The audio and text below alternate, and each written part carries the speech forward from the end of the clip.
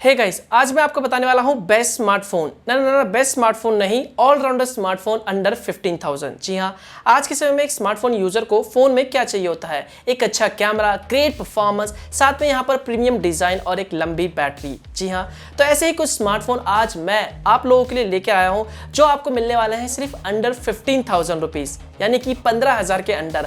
और ये डील आप लोगों के लिए बहुत ही बढ़िया होने वाला है। तो अगर आप एक स्मार्टफोन खरीदने की सोच रहे हैं और अगर आपका बजट 15,000 रुपए है तो यहां पर आपके लिए ये वीडियो काफी ज्यादा हेल्पफुल होने वाला है और आप एक बेहतर और ग्रेट ऑलराउंडर स्मार्टफोन खरीद सकते हो। तो जानना चाहते हो ये फोन कौन कौन से हैं? जानने के लिए वीडियो को लास्ट तक देखते रहिए। हेलो गाइस, मेरा नाम है मनोज सारू और हमेशा की तरह टेक्नोलॉजी ज्ञान चैनल में आपका स्वागत है। तो शुरुआत करते हैं सबसे पहले ऑलराउंडर स्मार्टफोन जो कि है बेस्ट स्मार्टफोन, या फिर कह लो आप ऑलराउंडर स्मार्टफोन अंडर 15,000 रुपीज। जी हाँ, जो कि है वीवो का न्यू और latest smartphone Vivo Z1 pro, या फिर कह लो आप Vivo Z1 pro. I don't know यार, जब से ये स्मार्टफोन वीवो ने लॉन्च किया है अंडर 15,000 रुपए की प्राइस रेंज में, मैं कहूंगा ये one of the best smartphone है जो मैं आप लोगों को रेकमेंड करूंगा अंडर 15,000 रुपीज। जी हाँ, यहाँ पर आपको जो 6.53 इंच का फुल HD प्लस डिस्प्ले देखने को मिल जाता है। ये जो डिस्प्ले है वो वाकई में कमाल का है। यकीन मानिए यहाँ पर आपको डिस्प्ले से कोई भी शिकायत नहीं होगी। यहाँ पर आपको इन डिस्प्ले कैमरा देखने को मिल जाता है। साथ में यहाँ पर आपको बैक साइड में ट्रिपल कैमरा दे रखा है, 16+, 8+, 2 मेगापिक्सल का, और फ्रंट साइड में यहाँ पर आपको 32 मेगापिक्सल का सेल्फी कैमरा देखने को मिल जाता है। इसका जो कैमरा है वो ट्रूली अमेजिंग है। साथ में यहाँ पर आपको स्नैपड्रैगन 712 प्रोसेसर देखने को मिल जाता है। तो यहाँ पर आपको गेमिंग में भी कोई कमी नहीं आने वाली। जी हाँ, यहाँ पर आप गेमिंग भी काफी अच्छी तरीके से एंजॉय कर सकते हैं। यहाँ पर गेमिंग के लिए आपको यहाँ पर गेम मोड 5.0 भी दिया गया है, जिससे आपको जो गेमिंग एक्सपीरियंस है वीवो Z1 प्रो में वो काफी बेहतरीन देखने को मिल जाता है। डिजाइन भी यकीन मानिए आपको काफी बेहतर और प्रीमियम देखने को मिल जाता है। इसके अलावा यहाँ पर आपको 5000 mAh की लंबी बैटरी दे रखी है यार, और आपको क्या चाहिए? जी हाँ, साथ में यहाँ पर आपको 18 वॉट का फास्ट चार्जर भी मिल जाता है। जी हाँ, इसका जो बेस वेरिएंट है वो आता है 4GB RAM, 64GB internal storage, और इसकी जो प्राइस है वो है 14,990 रुपए। तो 15,000 रुपए की प्राइस रेंज में, जी हाँ, अंडर 15,000 ये एक बेस्ट स्मार्टफोन है जो मुझे तो पर्सनली पसंद है। और जब भी मुझसे कोई पूछेगा कि बेस्ट स्मार्टफोन अंडर 15,000 कौन सा है, तो अभी फिलहाल के लिए मैं आपको वीवो Z1 प्रो रेकमेंड करूंगा। जी हाँ, अगर आप इसके बारे में ज्यादा जानकारी चाहते हैं तो इसके ऊपर मैंने पहले से एक फुल रिव्यू बना दिया है, फर्स्ट इंप्रेशन या फिर कह लो अनबॉक्सिंग भी बना दिया है, जिसका लिंक आपको वीडियो के डिस्क्रिप्शन पार्ट में मिल जाएगा। तो आप वहां पे जाके वीवो Z1 प्रो के बारे में और ज्यादा जानकारी ले सकते हैं। तो ये फोन मुझे तो पर्सनली बहुत ज्यादा पसंद आया। नेक्स्ट स्मार्टफोन जो कि एक ऑलराउंडर स्मार्टफोन है जो मेरी नजर में है वो है Redmi Note 7 Pro। जी हाँ, ये भी एक ऑलराउंडर स्मार्टफोन है। जी हाँ, यहाँ पर आपको 6.3 इंच की फुल HD प्लस डिस्प्ले देखने को मिल जाता है। और अच्छी बात यह है कि यहाँ पर आपको बैक साइड में ग्लास पैक दे रखा है, और यहाँ पर आपको फ्रंट और बैक साइड दोनों में ही कॉर्निंग गोरिल्ला ग्लास 5 की प्रोटेक्शन देखने को मिल जाती है, वो भी सिर्फ अंडर 15,000 रुपीज। जी हाँ, तो यहाँ पर आपको और भी चीजें दी गई है, जैसे कि इस फोन में आपको क्वालकॉम स्नैपड्रैगन 675 प्रोसेसर देखने को मिल जाता है, जो जहाँ पर आपको जो परफॉर्मेंस है वो कमाल की मिलने वाली है। साथ में यहाँ पर आपको जो गेमिंग एक्सपीरियंस है वो भी आपको कमाल का मिलने वाला है। तो यहाँ पर आप इस फोन में हैवी गेमिंग भी कर सकते हैं। कैमरे की बात करें तो यहाँ पर आपको बैक साइड में यानी कि रियर कैमरा 48+5 मेगापिक्सल का दे रखा है, और अच्छी बात यह है कि यहाँ पर आपको सोनी का IMX586 सेंसर दे रखा है, जो कि ट्रूली एक अमेजिंग सेंसर है। तो यहाँ पर जो आपको पिक्चर क्वालिटी मिलने वाली है, ओवरऑल जो इमेज मिलने वाला है वो ट्रूली अमेजिंग है। इसके अलावा यहाँ पर आपको फ्रंट साइड में 13 मेगापिक्सल का सेल्फी कैमरा दे रखा है। इसका जो कैमरा UI है वो बहुत ज्यादा लैग करता है। जी हाँ, और Xiaomi ने अभी तक इस प्रॉब्लम को फिक्स नहीं किया है, और इन फ्यूचर अगर फिक्स करता है तो डेफिनेटली एक ग्रेट स्मार्टफोन होने वाला है। तो यहाँ पर अगर आप इस फोन को खरीदने की सोच रहे हो तो यहाँ पर आप इस पॉइंट को ध्यान में जरूर रखना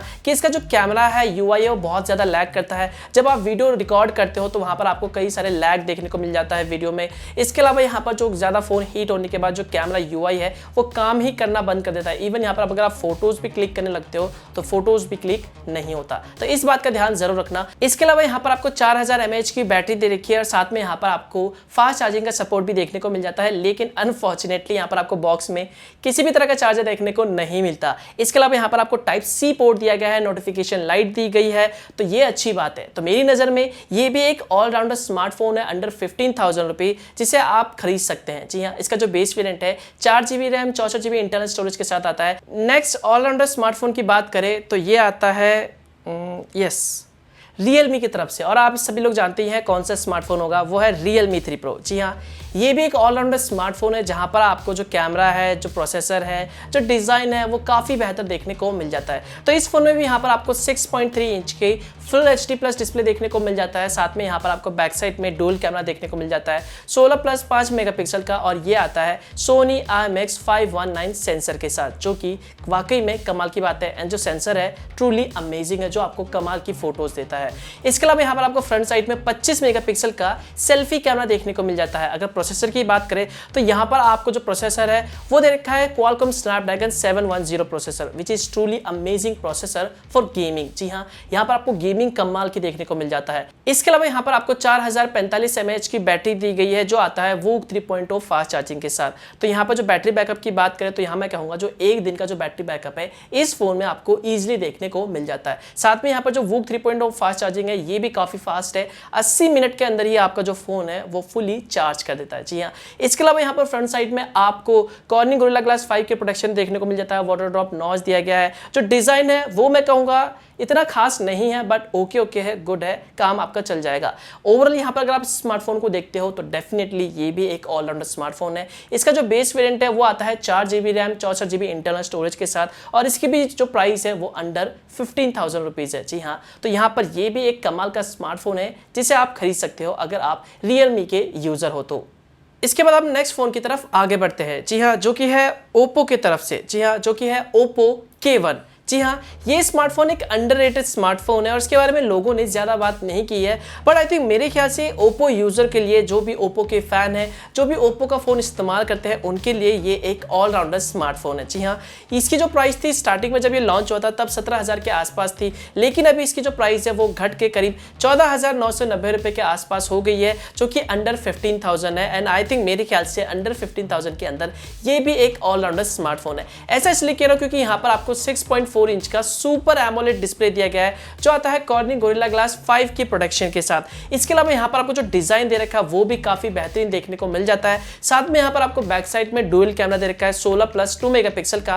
फ्रंट साइड में यहाँ पर आपको 25 मेगापिक्सल का सेल्फी कैमरा दे रखा है, और यहाँ पर आपको जो प्रोसेसर दे रखा है वो आता है Qualcomm Snapdragon 660, जो कि वाकई में एक काफी अच्छा प्रोसेसर है। और अभी भी मैं कह सकता हूँ कि इस ऐसे प्रोसेसर में, यानी Snapdragon 660 प्रोसेसर में आप काफी अच्छी तरह से गेमिंग कर सकते हैं। इसके अलावा यहाँ पर आपको 3600 mAh की बैटरी दे रखी है। तो ओवरऑल देखा जाए तो प्राइस के हिसाब से मेरे ख्याल से अभी भी ये एक ऑलराउंडर स्मार्टफोन है, और खास करके उन लोगों के लिए है जो भी ओप्पो के स्मार्टफोन यूज करते हो या फिर ओप्पो फैन है। जी हाँ, उन लोगों के लिए आई थिंक मेरे ख्याल से ये एक बेस्ट स्मार्टफोन है, या फिर कह लो ऑलराउंडर स्मार्टफोन है। इसके अलावा यहाँ पर एक और स्मार्टफोन है जो कि Oppo F11 है, बट वो 15,000 से उसकी जो प्राइस है वो थोड़ी सी ज्यादा हो गई है। अगर आपका बजट 15,000 से ज्यादा है तो आप Oppo F11 के साथ भी जा सकते हैं, वो भी फोन काफी बढ़िया फोन है। नेक्स्ट फोन की बात करते हैं। जी हाँ, ये जो फोन है पर्सनली सैमसंग यूजर के लिए है। जी हाँ, और पर्सनली मुझे भी ये फोन काफी पसंद है सैमसंग की तरफ से। जी हाँ, जो कि है सैमसंग गैलेक्सी M30। जी हाँ, इसकी जो प्राइस है वो है 14,990 रुपये बेस वेरिएंट के लिए, 4GB RAM 64GB internal storage के साथ। तो मैं यहाँ कहूँगा ये भी एक काफी अच्छा और ऑलराउंडर स्मार्टफोन है। इस फोन में आपको दे रखा है 6.4 इंच का सुपर एमोलेड डिस्प्ले। जी हाँ, जो डिस्प्ले है वो वाकई में कमाल का है। इसके अलावा यहाँ पर आपको बैक साइड में ट्रिपल कैमरा दे रखा है 13+5+5 मेगापिक्सल का, और फ्रंट साइड में यहाँ पर आपको 16 मेगापिक्सल का सेल्फी कैमरा दे रखा है। और देखा जाए तो सेल्फी जो कैमरा है या फिर कह लो रियर कैमरा है वो भी आपको काफी बेहतरीन देखने को आपको इस फोन के अंदर मिल जाता है। इसके अलावा यहाँ पर आपको प्रोसेसर की बात करें तो यहाँ पर आपको दे रखा है यहाँ पर एक्साइनोस का 7904 प्रोसेसर, जो कि मैं कहूँगा ठीक प्रोसेसर है। यहाँ पर आप अच्छी खासी गेमिंग कर सकते हो, बट उस लेवल की नहीं कर सकते। बट देखा जाए तो ओवरऑल सैमसंग का डिवाइस है। इसके अलावा यहाँ पर आपको 5000 mAh की लॉन्ग लास्टिंग बैटरी दे रखी है। जी हाँ, 5000 mAh की। इसके अलावा यहाँ पर आपको फास्ट चार्जर भी दे रखा है। तो डेफिनेटली यहाँ पर गैलेक्सी M30 आपके लिए एक बहुत ही बढ़िया स्मार्टफोन हो सकता है, जो कि आपको मिलेगा अंडर 15,000 के अंदर। जी हाँ, तो ओवरऑल देखा जाए तो यार पर्सनली मुझे भी ये फोन काफी ज्यादा पसंद है। हालांकि यहाँ पे मैं कहूंगा इससे बढ़िया प्रोसेसर आपको दूसरे स्मार्टफोनों के अंदर देखने को मिल जाता है, बट स्टिल मैंने सैमसंग के इस फोन को इसलिए ऐड करा क्योंकि बहुत से लोग ऐसे होते हैं जिन्हें सिर्फ सैमसंग के स्मार्टफोन ही चाहिए होता है, सैमसंग के स्मार्टफोन ही पसंद है। तो अगर आप सैमसंग के फैन हैं और अगर आप आपको सिर्फ सैमसंग ही फोन चाहते हो तो मुझे नीचे कमेंट करके जरूर बताना। एंड इसी बात पे अभी तक इस वीडियो को लाइक नहीं करा तो यार लाइक जरूर कर देना। तो दोस्तों ये थे टॉप या फिर कह लो बेस्ट स्मार्टफोन या फिर कह लो ऑलराउंडर स्मार्टफोन अंडर 15,000 रुपीज, जी हाँ, जिन्हें आप खरीद सकते हो मार्केट के अंदर, जो मैंने आपको बता दिया। और यहाँ पर मैं कहूँगा जो पांचों स्मार्टफोन है मुझे तो पर्सनली काफ़ी ज़्यादा पसंद आया। अब आप लोग बताओ कि इन पांचों स्मार्टफोन से आपको कौन सा स्मार्टफोन सबसे बढ़िया लगा और आप कौन सा फ़ोन खरीदना चाहोगे और कौन सा फ़ोन लोगों को रिकमेंड करना चाहोगे अंडर 15,000 के अंदर। जी हाँ, मैंने तो अपने ओपिनियन बता दिया कौन सा मुझे सबसे बढ़िया लगा, कौन सा मुझे ठीक ठाक लगा और कौन सा मुझे टॉप लेवल का लगा। सारी डिटेल्स मैंने आपको बता दी। आई होप आपको ये वीडियो पसंद आया होगा और आपको इससे मदद जरूर मिली होगी। तो वीडियो पसंद आया तो लाइक जरूर कर देना, कमेंट करके अपने ओपिनियन शेयर करना, वीडियो को शेयर कर देना और कुछ भी सवालों नीचे कमेंट करने ला, फिर सोशल मीडिया पे जाके मुझे फॉलो करके भी वहां पे पूछ सकते हो। और मिलता हूं मैं आपको एक और नए वीडियो के साथ, तब तक के लिए गुड बाय।